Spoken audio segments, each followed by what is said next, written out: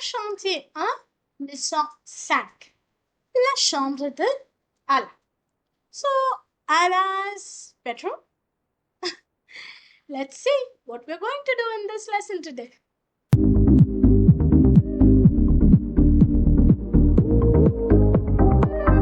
Here we see a small picture. A picture showing maybe Ala's bedroom. So let's try describing his bedroom. J'ai une grande chambre. I have a big bedroom. Il y a un lit. There's a bed. Une armoire, an almirah. Une lampe. Et une horloge, a wall clock, etc. Okay? Le lit est grand, mais l'armoire est petit. The bed is big, but the almirah is small. La lampe est très belle. The lamp is very beautiful. C'est une bonne chambre. This is a good room. A very small, simple description of the kid's bedroom. Interesting, right? So likewise, you can also try describing your bedroom. है ना? Okay. So what are we going to do in this lesson today? First, अब ma'am ने बोला है bedroom describe करना है, but बिना vocabulary के कैसे करोगे? Vocabulary सीख भी तो लो. Quels sont les objets dans une chambre? What are the different objects in a bedroom? Le lit, which is bed. L'armoire. Okay, pronounce after me. All right, I'll not repeat again. Pronounce after me. L'armoire. Okay, pronounce after me.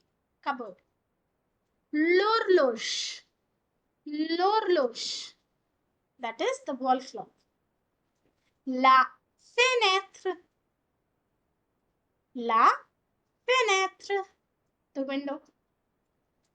La porte. The door. La porte. La chaise. La chaise. The chair. La table. La table. The table. La peinture. La peinture. Le ventilateur. Le ventilateur. Fan. Les lumières. The lights. Les lumières. Et les rideaux. Les rideaux.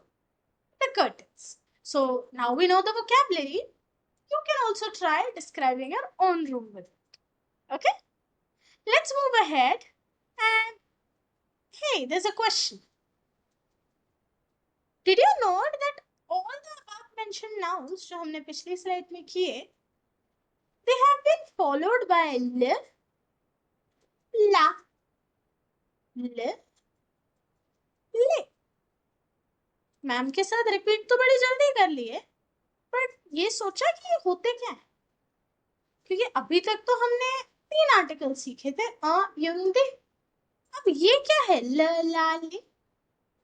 So these kids are what we call les articles définis, the definite articles in French. उस lesson में जो हमने सीखे थे those were the indefinite articles. यहाँ जो हम सीखने वाले हैं वो है definite articles. Okay? So होते क्या है definite articles? They are used with specific nouns. या मैं और elaborate तरीके से बोलूं, वो nouns जहां मैं specify करूं कि वो object, person या place किसका है. So this is the phone of the teacher. This is the child of Mr. Gupta. This is the house of several. Okay? So everywhere, what am I doing? I'm specifying कि वो noun किसको belong करता है, and to do that I use les articles définis. So what does it mean? अब इतने examples दे ही दिए तो समझ आई क्या? The in singular as well as plural. That is the meaning of the definite articles. सो कुछ और एग्जाम्पल देखिए. Le garçon, the boy. La fille, the girl. L'enfant, the child. Les enfants, the children, plural. आसान है ना.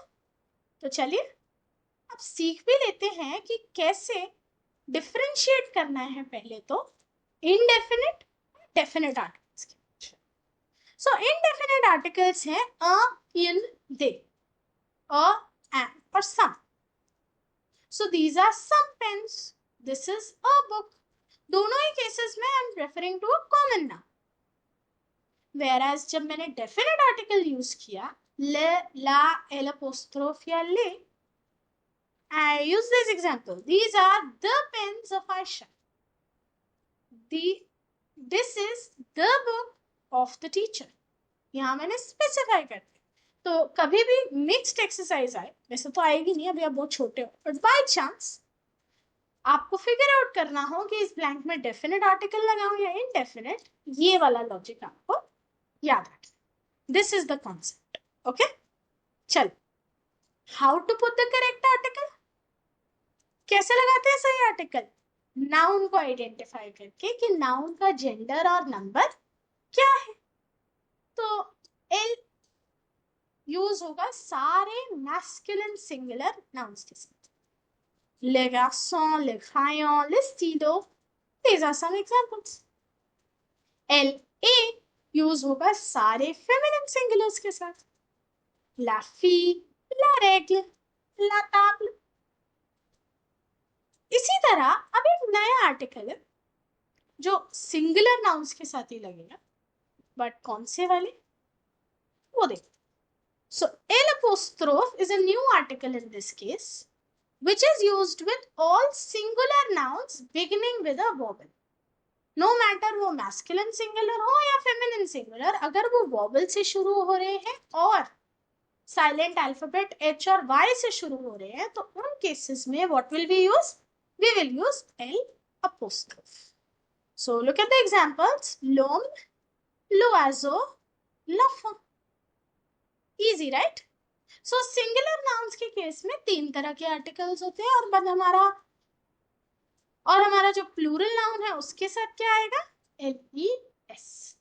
ले क्रायन, ले ताब्ल, ले लिर. ठीक है. अब इससे पहले हम आगे बढ़े, रूल्स याद है. कैसे नाउन को देख के आइडेंटिफाई करना है कि वो सिंगुलर है या प्लूरल, मैस्कुलिन है या फेमिनिन. याद दिलाओ. So to identify the correct article, it is necessary to identify the noun. So plural nouns की क्या पहचान होती है बच्चों. वो nouns जो end हो लेटर S, X या फिर Z से. और सिंगुलर nouns कौन से होते हैं. वो जो S, X, Z से खत्म ना हो, है ना. अब उन सिंगुलर नाउन्स में कैसे पता चलेगा कि वो मैस्कुलिन सिंगुलर है, फेमिनिन सिंगुलर है या वोवेल से शुरू हो रहा है. तो उसके लिए हम ये स्टेप्स फॉलो करते हैं. सबसे पहले देखोगे कि वो वोवेल से तो नहीं शुरू हो रहा. अगर हो रहा है तो एल अपोस्ट्रोफ. स्टेप 2, उसके बाद देखोगे कि वो ई या आईओएन से तो नहीं खत्म हो रहा, क्योंकि अगर वो ई या आईओएन इकट्ठे उससे खत्म हो रहा है तो वो ज्यादातर केसेस में फेमिनिन नाउन. अगर ऊपर वाला कोई भी रूल नहीं लग रहा, so that is a masculine single. ठीक है. बट हाँ, देयर आर एक्सेप्शंस आल्सो. तो इन एक्सेप्शंस को आपको याद रखना पड़ेगा. ठीक है. तभी एक्सरसाइज करते टाइम गलती के चांसेस कम. तो अब एक्सरसाइज का नाम ले लिया है तो करा भी देती हूँ. और Fatik, let's practice. So in this exercise, you have to put the correct definite article with the help of this help box right here. Okay? तो चलिए जल्दी से करिए ट्राई, वीडियो को करिए पॉज, एंड जब कंप्लीट हो जाए वापस आइए एंड अपने आंसर्स को अगली स्लाइड के साथ मैच कर लीजिए. ठीक है. कुछ एक आध जगह अगर गलती रही होगी, आई एम थिंकिंग शायद एक्सेप्शन ना पता होने की वजह से. ठीक है. But it's okay. पहली बार कर रहे हो, क्या हो गया अगर गलत है भी तो? गलती से ही तो सीखोगे। कॉन्सेप्ट समझ आना जरूरी है, फर्स्ट टाइम में एक्सरसाइज करेक्ट करना नहीं। ठीक है, तो अगर आपको लग रहा है कि अभी भी कुछ समझ नहीं आया है तो पीछे वापस चले जाओ, रूल को फिर से सुन लो, शायद जो थोड़ा बहुत डाउट है वो क्लियर हो जाए। तो चलिए, डेफिनेट आर्टिकल्स तो हुए कंप्लीट, अब बढ़ते हैं आगे। चलिए। आज बड़ी जल्दी थक गए भाई, इतने से नहीं। चलो, कोई बात नहीं। But is it all Situ? क्या लेसन इतना सही था? ना ना, अभी ग्रामर के थोड़े से टॉपिक्स बचे हैं। एक काम करते हैं, अगले लेसन में हम वो भी पूरा करें। आज के लिए वोकैबुलरी एंड डेफिनेट आर्टिकल्स सिर्फ इतना है। On va continuer notre leçon in the prochain video. On va continuer notre leçon. We are going to continue the lesson in the next and the final video. Till then, au revoir. Keep practicing.